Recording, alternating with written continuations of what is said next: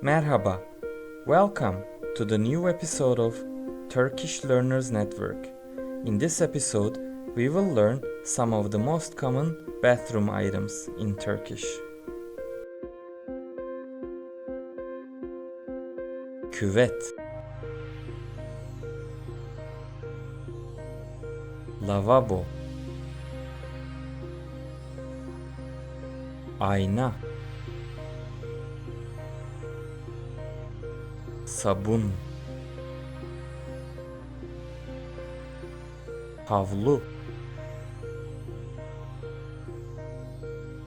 diş fırçası,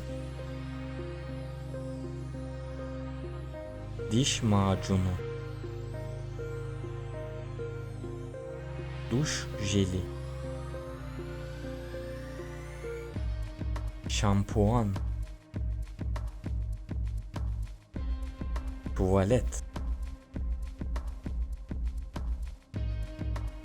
tuvalet kağıdı, tartı,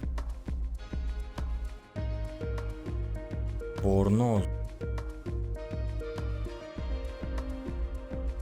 saç fırçası, tarak,